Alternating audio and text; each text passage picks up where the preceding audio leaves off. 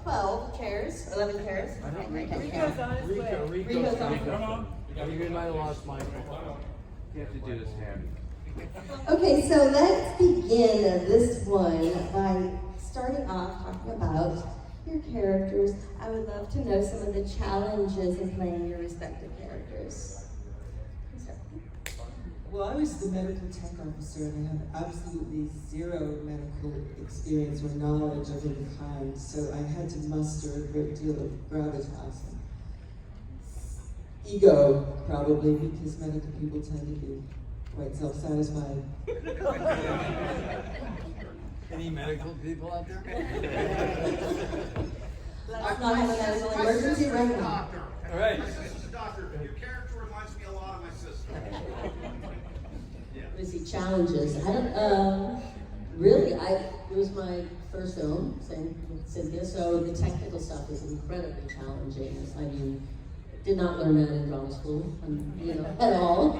And so I sort of had to learn on the job. So I knew what cut and action was, and that was about it. Hit your mark. Hit my mark, learn how to do that, so that was very challenging. Yeah. Oh, here. So yeah, my challenge was within Jim and Gail told me that I got the part of Drake, was that I had to go in and bulk up. So I went from 185 pounds to 230 pounds. Wow. That was He still hasn't lost it. I'm 205. But I was in heaven because I was working out 8 hours a day. I got to go to the Pinewood commissary and have whatever I wanted. So it was like, oh yeah, give me the sirloin steak and two, and 12 eggs and potatoes every day. It was good fun. Great. Yeah, I've come to realize this the older I get, what a challenge it was, because I was busy working on something else at the time, which sometimes when you do projects, your life somehow echoes or reflects what it is that you're doing. So all these guys were Marines, training and working out, unit, bonding, and I was working on another job and finished the job and came straight to work. So the officer arrives having just met his crew that he's given, and a total outsider. So all these guys were so bonded, and I was like the new kid in town who didn't know anybody. It wasn't quite true. Michael and Billy and I had done a project before. But somehow the character of Gorman is a complete and utter outsider until he goes through the baptism of fire. And I have to say, most of the production for me felt like being an outsider, because that was the character, but it was also how things were. So it was a very vulnerable, edgy thing. And now I pass you to my friend Danny Kash. Aliens was my first film. It was practically my first job. I got my union card in England because I was the world premiere of The Hobbit in Leicester, England. No one had ever done any of the Lord of the Rings, and I was the same size as Bjorn the Bear. So my first job was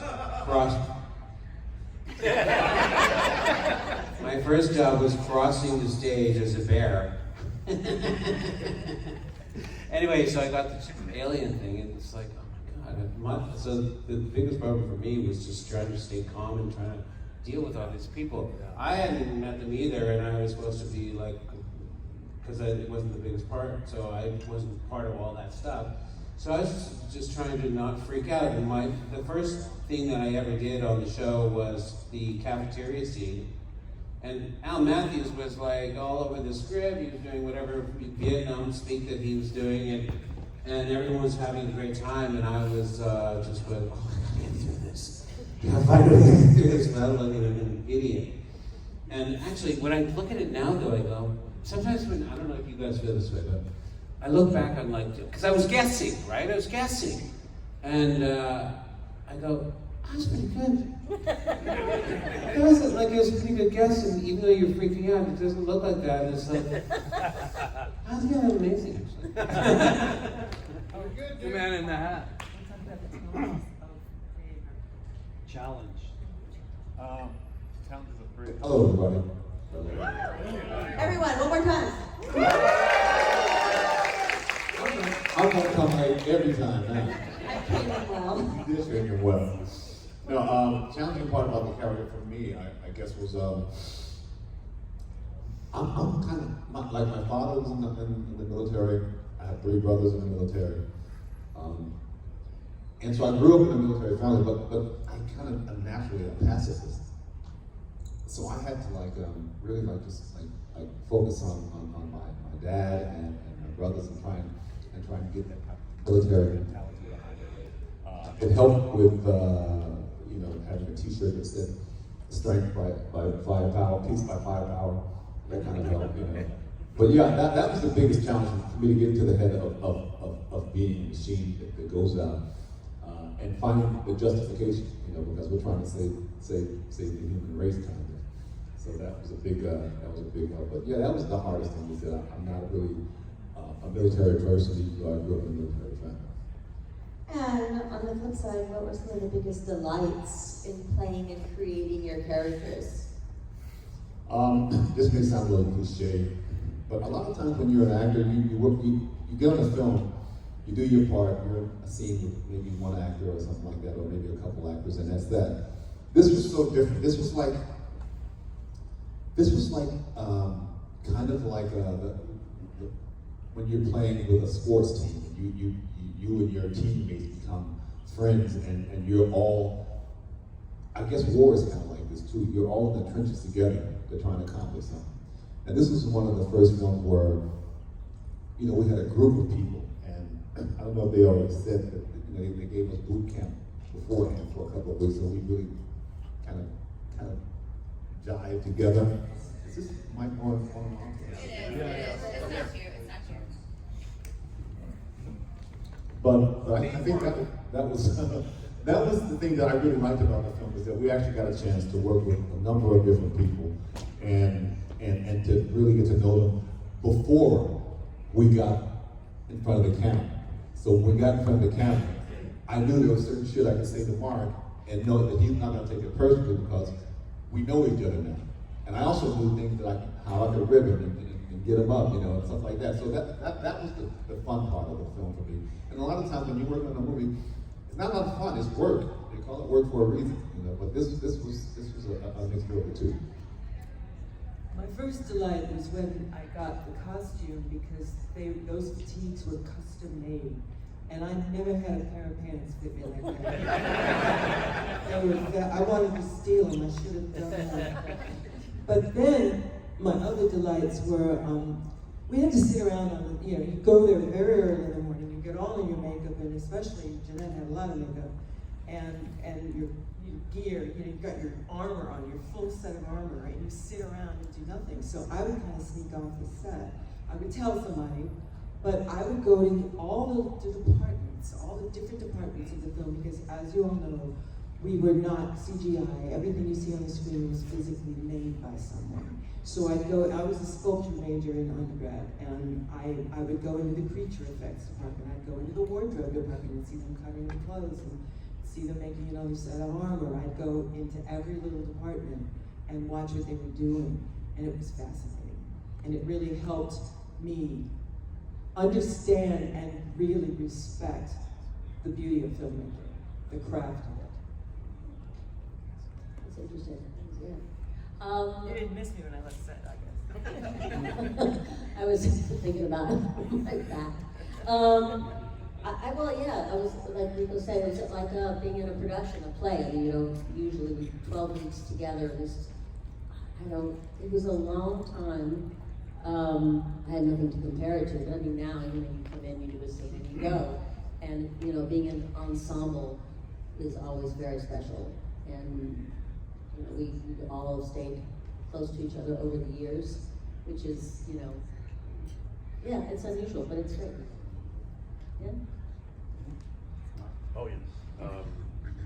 So delights, well, I don't know. had a room with Ricco. You lucky guy. I guess you call that a delight. You know, there were the times when Ricco would, get really upset and embarrassed because I had a better six-pack than he did. But We all did. complete self-effacement here. Ricco and I did.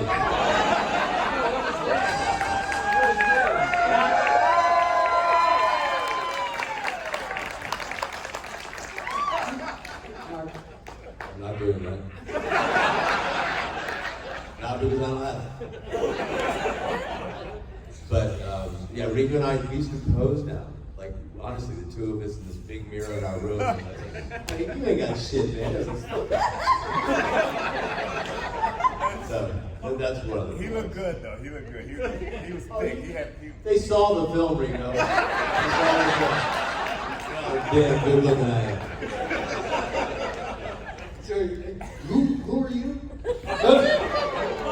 No, I never liked you. no, nobody did. It's I just the scope of the thing was out of this world.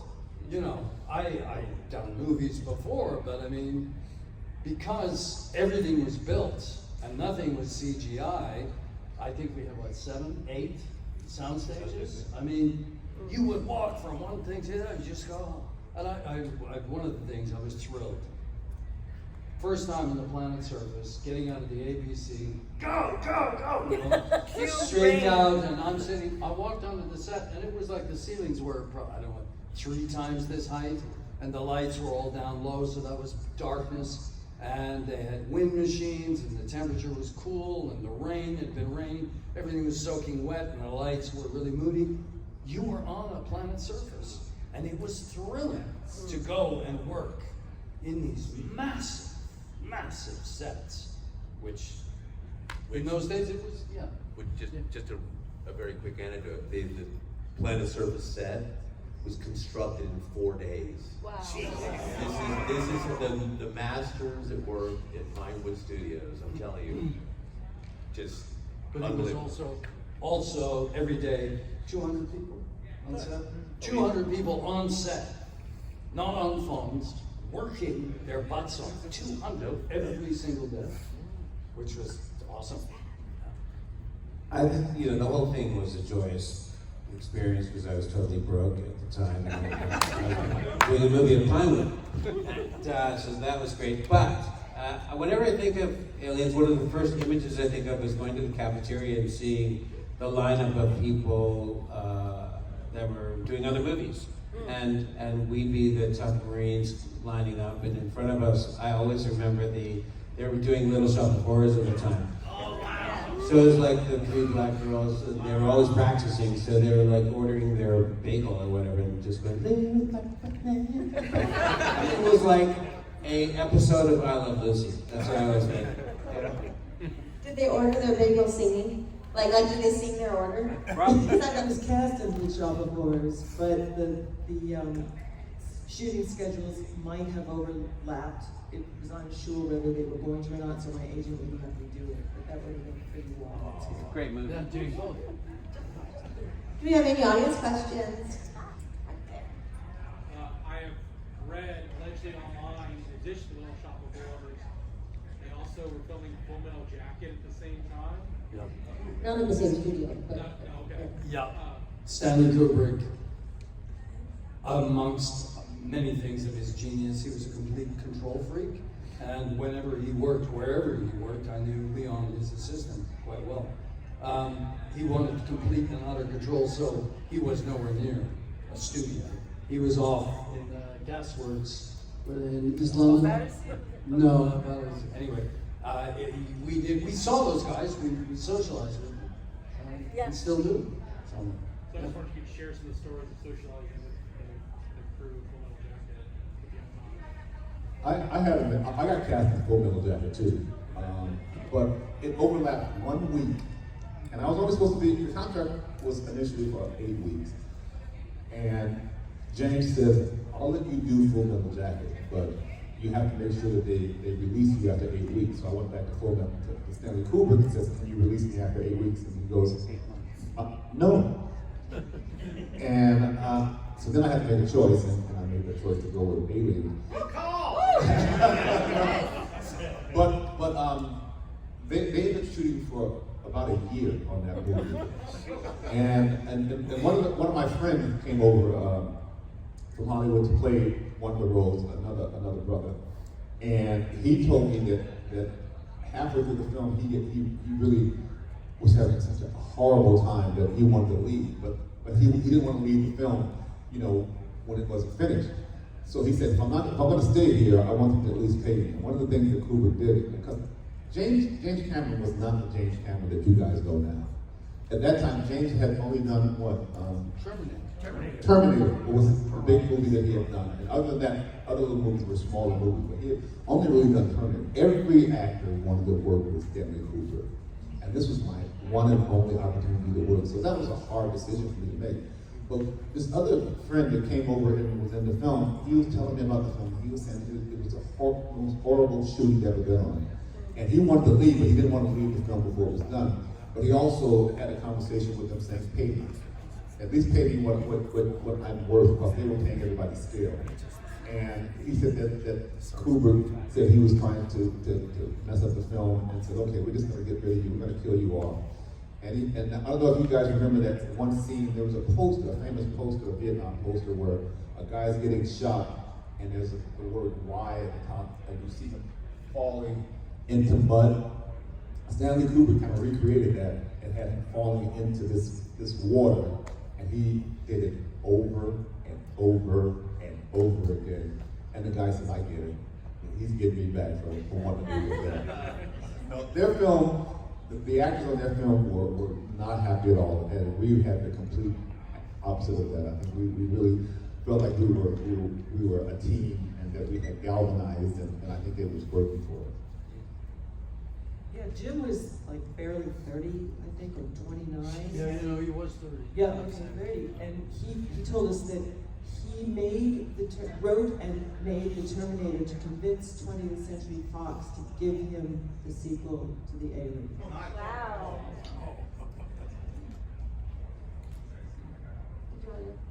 I have a question for Jeanette and for Mark. What was it like? Did you guys have to go through training? Because I know you guys use Steadicam, right? The big guns that you were using. So did they give you special Steadicam training, or just was it just? I am a cinematographer now, yes. I can weld and I can shoot film. Yeah. Anyway, no, well, we definitely, you had to know how to walk, and so you wouldn't be like pitched forward.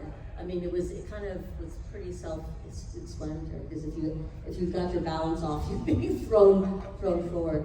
As far as, they had Steadicam rigs already pre-made for the few Steadicam operators there were in the world, and they had mine, and they'd gotten the smallest Steadicam they could get operator, and I think he was like 5'8", and they figured, who we're going to cast is going to be at least 5'8", because she's supposed to be so big. I'm barely 5'2", and so the thing went down halfway down my knees. So Terry English, who was the armorer, he wasn't supposed to, but he cut off the bottom half of the Steadicam so I could actually wear it. Yeah, and not be in pain. But don't tell Panasonic. So just to follow on to that, just to understand, the first day we went to test the rig with the gun, and Jeanette and I are standing there, and Cameron says, he goes, present the weapon, and we put it out, and the entire rig just flew off her chest, and the gun, which was about 75 pounds, just went clattering to the floor, and all the heads of department were just looking at each other, and everyone was aghast, and Cameron suddenly goes, duct tape. So every morning, this was one of those delightful moments. Delight, yes, the We would delight. get the rig on, and they would duct tape us in it, and we couldn't take it off for the entire day. Yes, and make sure you could pee, you'd pee before, and then you'd, Everything before. Like, Jesus. But then the thing was, is that at night you could be sleeping because the rig would press down on your shoulders. I woke up so many times thinking, I thought I still had it on. You know? So while Bill Hogue and Bill Paxton and Danny and Ricco especially were all running around, joking with each other, having a wonderful time on the set of Aliens. So Jeanette and I were like sitting, we had special stools made for us with a little hole right there. so we could discuss wonderful things So we like, could put our things there, we'd sit next to each I other. wonder what's for lunch. How you doing? What are you doing this weekend? I don't know. Well, I was gonna say, what did you do in between scenes? Because I know filmmaking's like hurry up and wait. We just sat on our stools. Yeah, it's like, how did you relieve the pressure of? Well, they had a masseuse there, but we never had any time to use her. I remember that. I thought, Oh, that's so nice, to have a masseuse, but I never had time. Last year there was this picture of me where I'm like this, and I was looking at the position the gun was in, and I was thinking, what scene is that? And I'm looking really angry. And I kind of look at the position and go, oh, wait a second, that's me off camera, just sitting on my stool. In pain, really pissed off. We're just waiting to be called on. Wow. So you mentioned the practical effects. Everything was practical effects. Like nowadays with CGI, I mean, a lot of you mentioned this being your first film or one of them. Did you ever? I've watched the movie 100 times. I've seen it recently. I feel like it's still it holds up. Like they did an awesome job. That's so what can you talk to about just like seeing the practical effects versus like then versus now, and how I guess how it stands up is impressive. I couldn't believe how theatrical the whole setup was. There are several times they did this, and one of the things was they needed more people, more hypersleep things, pods. And so, you know what they did? They hung a mirror. And it was one of those roll mirrors, and they hung a chain on the scene. It's like ridiculously, easy as pie, dollar store or whatever. Let me go believe it. Mark mentioned the facility of the art department in England, the artists that work on movies, and you'd be in the operations lab and you'd open a drawer, and in the drawer would be the shopping list for the colonists when they go to the PX, and little baubles, little pens and things that they would use on in the operations lab, and it would completely set the scene for you as an actor, that everything you touched was helping you create the reality. There's a lot of publicity about the culture clash when Jim, he was Canadian, but Mr. LA arrives into the English countryside, Corey, the tea lady, and all the rest of it. But Pinewood Studios is the center of the British film history, one of the centers, and all of the departments in the studio were run by mom and pop grandson families who did, specialized in puppets, specialized in plastics, specialized in weapons.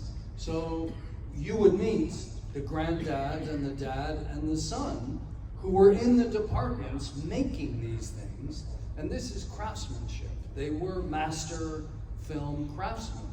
And of course, things are very different now. But so it was an era, the end of an era. I mean, digital started to happen, 5 years later? But it is amazing how it holds up, because usually technical things, It's art. they kind of, get old really, really fast. But yeah, it's amazing. Just one funny anecdote. So, and kudos to like Stan Winston. I mean, this man was like a leader in this sort of artwork. But funny anecdote is you remember the one of the opening sequences, and there's the blue light that comes through and it goes. Well, Jim wanted this, but there was a special light that they had to buy, and Gail, his wife, was like, The producer. Jim and the producer, Jim, I'm sorry, you can't have that. It's not in the budget. He was like, yeah, I know, but I really want this for this scene because it has to. Jim, We can't afford have it. So Jim was like, okay, I'll buy it myself. So that's what he did. Jim loves his toys. I remember one time. Lasers had just been invented, right? Oh, it's a laser. I'll have that. I remember I came on set one day and we were shooting one of the scenes of the planet, and I came from the back, and it was all styrofoam and little pieces of wood holding it up. And I remember thinking, this looks so whack. And then I walked around and saw the other side of it, and you see what these craftsmen have built. And you see the 3 different types of slime. They had big slime, they had thin slime, and they had some slime in the middle. And you saw what they did, and they added the atmospheric smoke, and you just like, oh my God. So no, those guys were masters. And you said you saw the film just recently. I was flipping through the film maybe about 5 years ago, and it was halfway through the film, I just thought, let me just see how this film holds up. And I was shocked, because it looked like it had been made last year. It really did hold up well, and that is due to the practical as opposed to the 1980s special effect. Because I did movies in the 1980s, and if I turn them on now, you know that was done in 1980s. The other thing I have to say was the character creation, because they're universal people. You know these people. There's the Wisacks. There's the bonded pair that are like brothers and sisters, because they have to wear this terrible machine. And there's, this self-important medical tech officer. But you know all these people, and they still exist today. I got a quick question. So we're at a horror convention, and when I think of aliens, there's another movie that I think of. It's probably the greatest vampire movie ever made. Yes. Near Dark. Near Dark! Woo! Thank you. I'd just like to know, did Catherine Bigelow go up to Jim and say, hey, I got a shot for the cast, and I put this Easter egg? Can I borrow them? Well, it's funny. She had been working with Jim. They were, friends at that point, and he was helping her develop the script. Her and Eric read. I'm not exactly sure how it was, but they were working. They were working together. So when she was thinking of cast, who to audition, she had thought of us, and the funny thing is, I hadn't been, I was staying at my mother's, and I wasn't a member of SAG yet. I was a member of British Equity, so there was no contact number for me. So he said, oh, I know her mom's number, and I just got this script, and hi, I'm a friend of, Jim Cameron, so, but the thing was, Bill and Lance and I, we would sort of socialize and go out and with Mark, and we're like, hey, what are you guys reading for these days? I'm auditioning for this. But none of us mentioned this film to each other because we were we were embarrassed. We said, well, it's this vampire movie, but there's a Winnebago, and it sounded so bad, so cheesy. We were embarrassed until one of us said something like, well, there's this vampire, but wait a second, I'm ready for a vampire film. And it was so we had no idea. So, but the thing about it was we'd been with each other for 12 weeks working, and we knew each other, and since that kind of led to the feeling that we had known each other for eternity. So that was a really great opportunity. And working with Catherine, she was so amazing, just a creative person. So I have a question about Paul Reiser. He does such a great job in the movie of being like this stormy, slimy. The real asshole. That was my challenge, trying not to laugh. Oh my God, he would crack. Yeah, is he a dick in real life, or is he? No, he's the funniest person you have ever met. Oh, I had a completely different experience.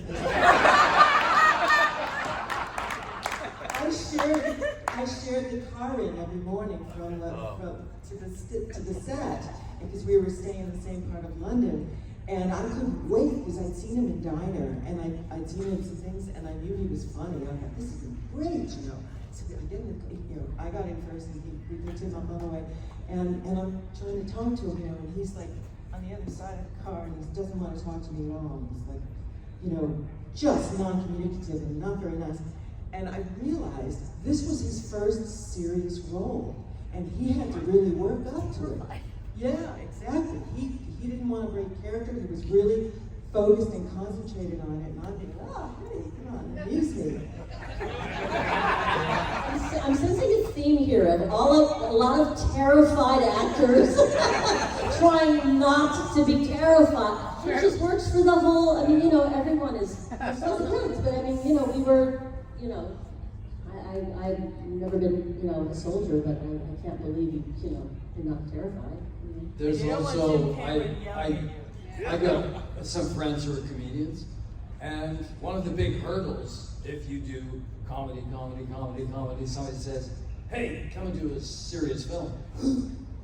Because they never think anybody will take them seriously as an actor. Come on, be funny.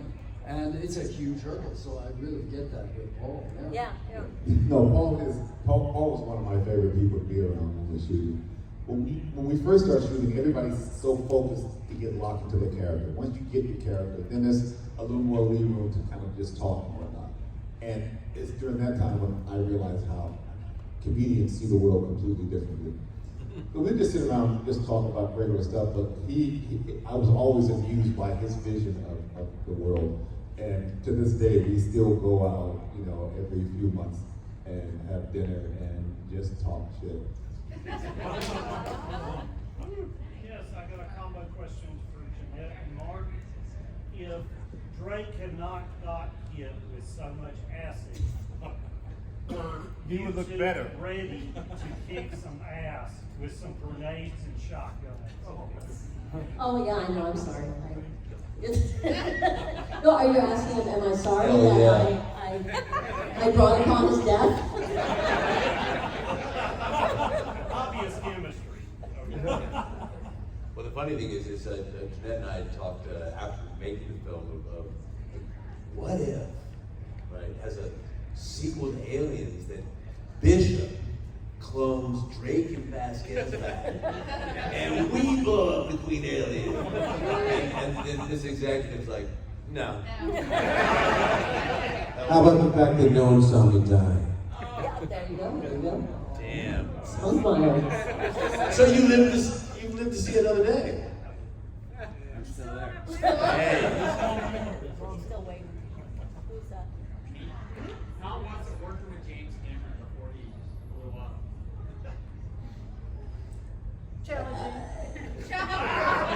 Well, he's the same. I mean, I worked with him 3 times, and he was, you know, from this to Titanic, as far as, you know, it was exactly the same. You hear stories about how when he first started out, doing like the Terminator and like Aliens and all that he's more strict on set. No. Harder to work with.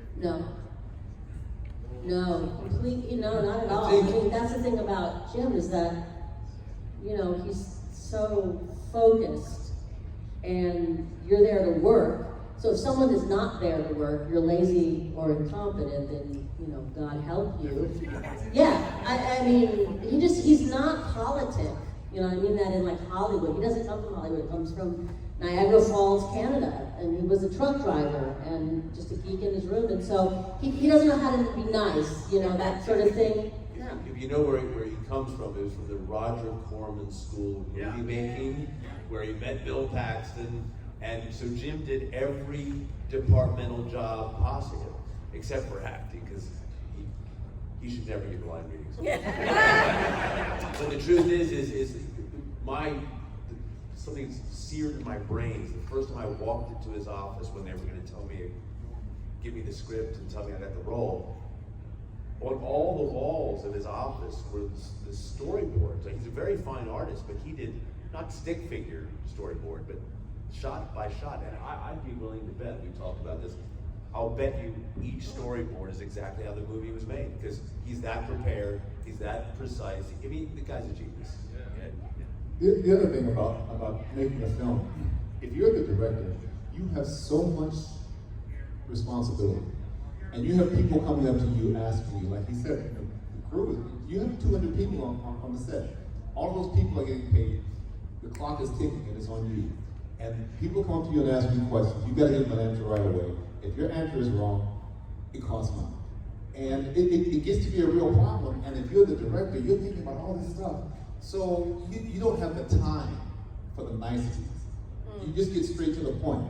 I remember we had a scene coming out of the after the drop. We're coming out of the APC, and it's pouring fucking rain. And for a film, when it rains on camera, you have to really have a lot of rain for the camera to pick it up. So it's pouring, and I'm leaving it out. And I don't want to have to do this more than we have to do. So I asked Jim, just before we got started, Jim, when I come out, do I turn left, do I turn right? And he looked me straight in the eye and he goes, yes. and walked away. And I knew he had other things on his mind. He's trying to give me an answer, but at the same time, he's thinking about something else, and the answer was yes, and I had to just figure it out. I had a day with him, it was with the Cocoon Woman, Please God Kill Me. And he's coming up with all these changes in the direction, and he's yelling at me the whole time, like, no, don't do it like this, do it like that. No.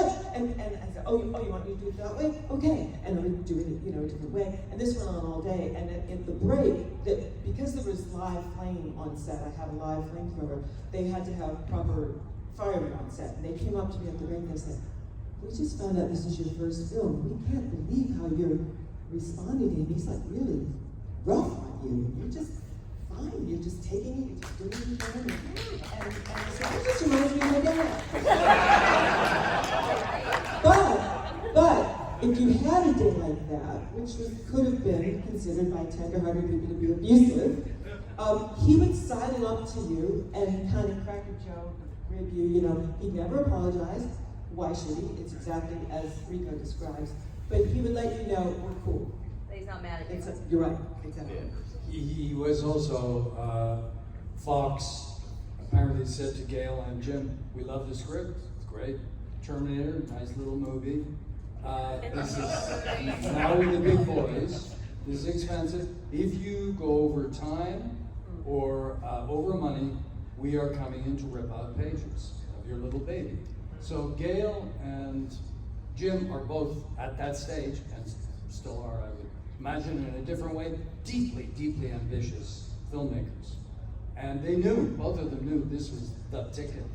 If this was gonna go, it was gonna go. So Jim, I think, in his heart of hearts, was ready to kill anybody who got in the way of making his picture. And he soon learned, Sigourney spoke to him later on, he was kind of white hot with everybody. I used to rehearse in my mind footsteps of how to go 1, 2, 3, and cracking. And so I would visualize him flat with one punch. But because then Sigourney spoke to people, and I spoke to Jim, and he calmed down. The message got back to headquarters, you can't behave like this. And I think he was on a learning curve of his first very big movie. So that's about as pressureful as it gets. And they were gonna die or make it a hit. But I know some other quick, but I'll just piggyback on that. But the other thing about Jim is too, you'd be on set and there's one persona, right? Because he's working, everybody's working. And I remember he said something to me one day, I did a line and it wasn't very good. And he didn't sugarcoat it. He let me know right then that the line sucked. I can't remember what he said, but it was almost offensive if you're thin-skinned. But I'm not, and we learned not to be, because this is about the work, it's not about you.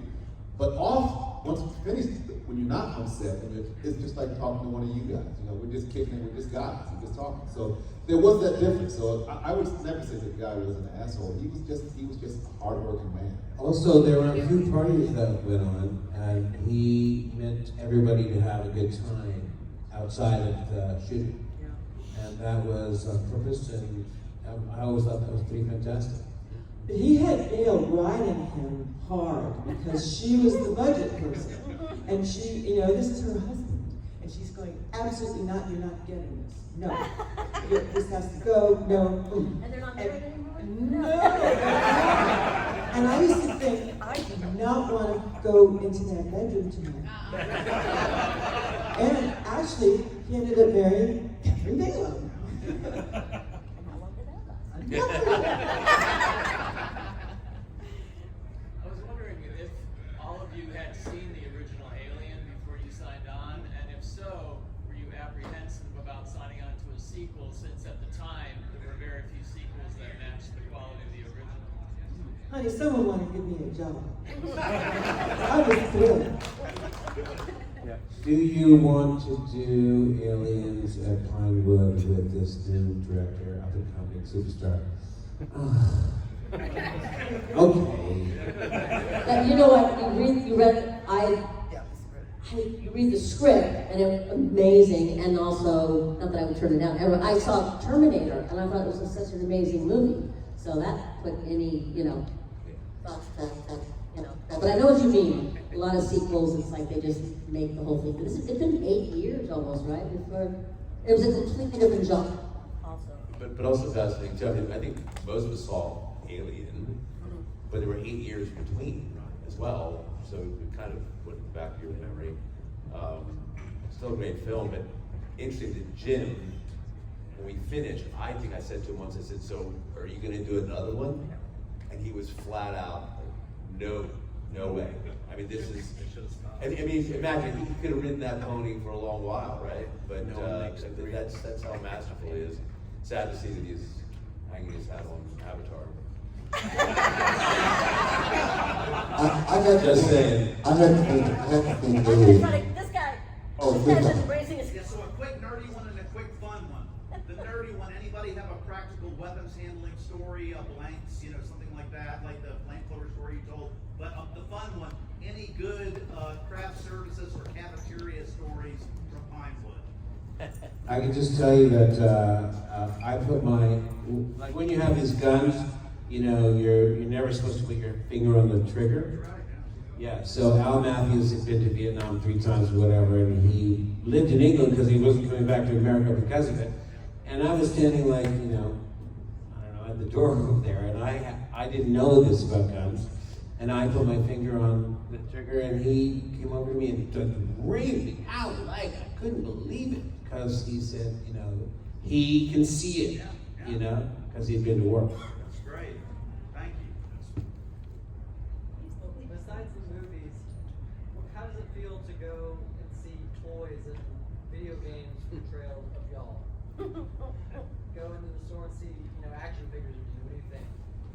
You find any, let me know.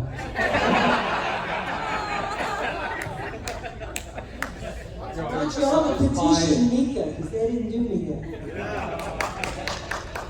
No, it is a little surreal because when they decide to make, when you decide to have one of these dolls made, it's not like before where they just scratch up something and say, yeah, this is Frost. No, they get pictures and images of you, and then they put it in a 3D computer, and so when they first sent the little prototype back, it was about 2 inches or something like that, and asked me how do I like it. It was weird because it looked just like I did at that time, and the only difference was the chin was a little too big, so I asked them if they could pull the chin back a little bit, and then they asked me, they said, no one ever saw the back of your uniform, really. Would you like to personalize that too? So I got an opportunity to then, after the fact, personalize the back of it. It was really good. Totally cool. Yeah, no, that's. Yeah. Any of you have any stories about Bill Paxton you can share for me, second? Oh my gosh. Are we gonna cry? Yeah. You're trying to make us cry. That's not cool, man. Anyway, no. Well, no, I mean, just funny, Wild Bill Paxton. I mean, that was his nickname. He's actually listed as Wild Bill Paxton in one of his first films. Yeah. Yeah, no, funny, creative, and a gentleman. I mean, that was the one thing that he said. He would always introduce himself and say, "Hey, how you doing?" To the grips, and he knew everybody's name. Friend to all. Yeah, absolutely. I have to say this is that, of course, I mentioned that I was freaking out or whatever, but it was a big Pinewood thing. And the first scene was the cafeteria scene.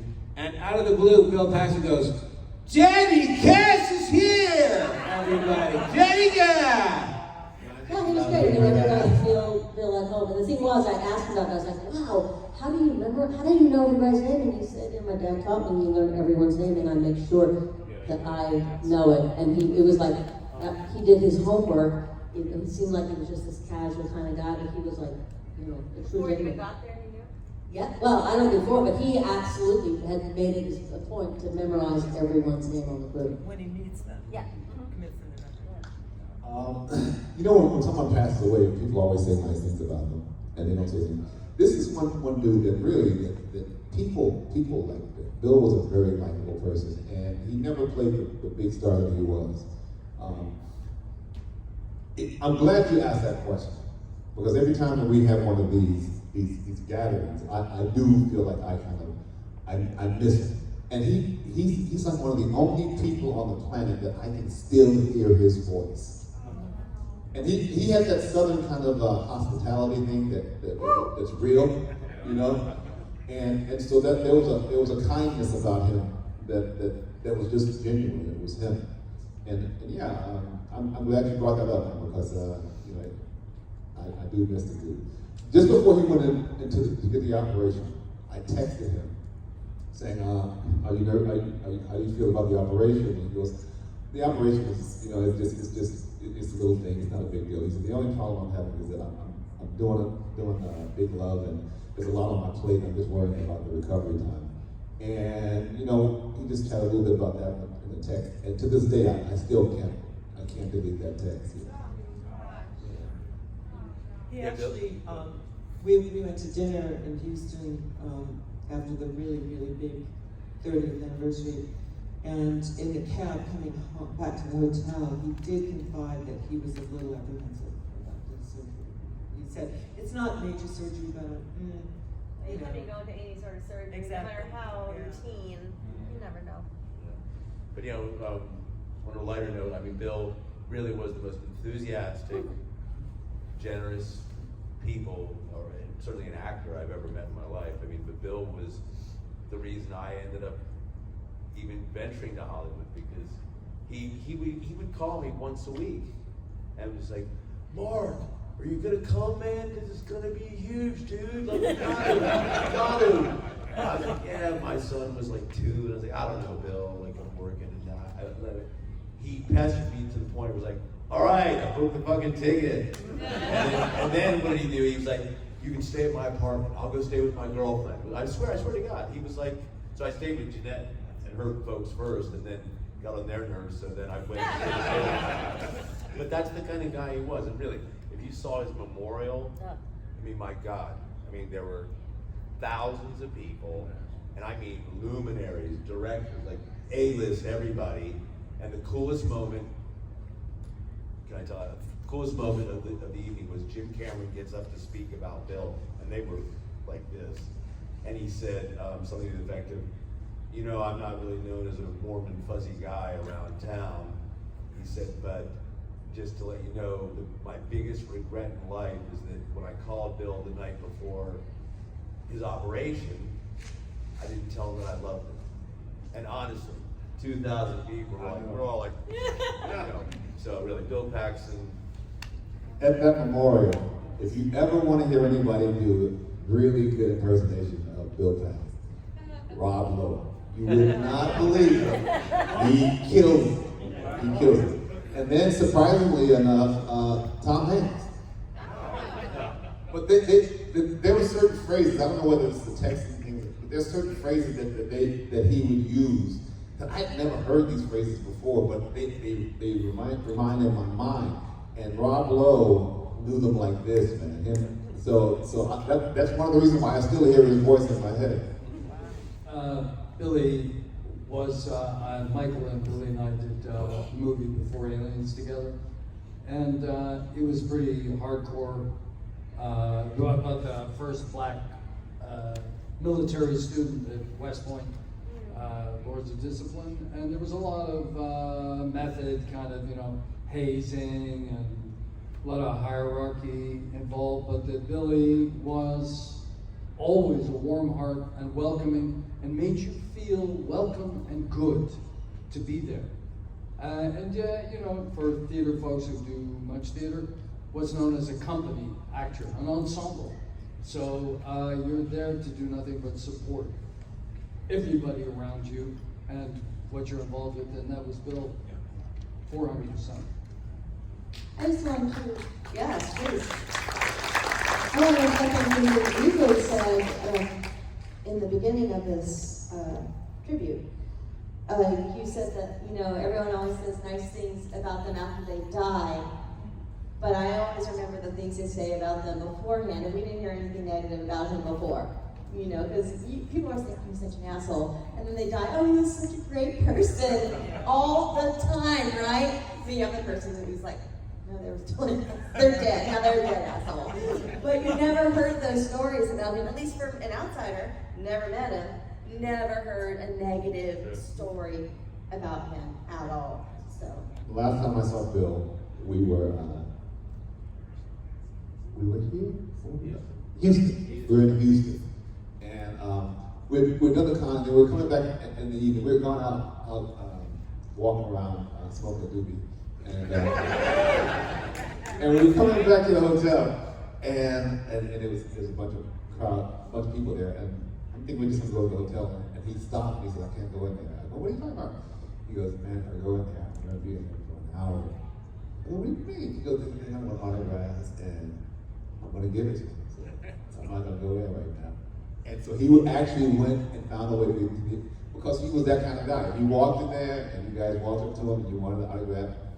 Even though he was tired, even though it was late, he probably was going to be there or not. And that's Bill. We did another film together called Slipstream, and it was the same thing, the dude's always the same. Well, I think that's a great way to end this, right? Everyone give it up.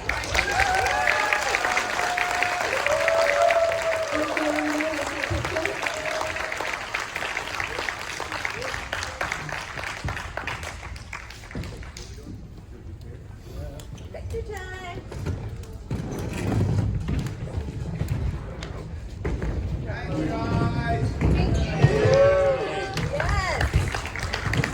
Here all weekend. See, this is a theater company mentality. Yeah, that's right. Only one other cast has ever helped me with chairs, ever. Ever. I'm not even kidding. All right. Let's do this way. Oh, ladies in the middle? Okay. Do I count? Yes. I got to go? Perfect. So I'm going to do 3 in a row. Okay. Ready? 1, 2, 3. 1, 2, 3. 1, 2, 3. Thank you. Thank you so much. It's a pleasure as always. Thank you, sir. Yeah, thank you. Yeah, it was good. Thank you.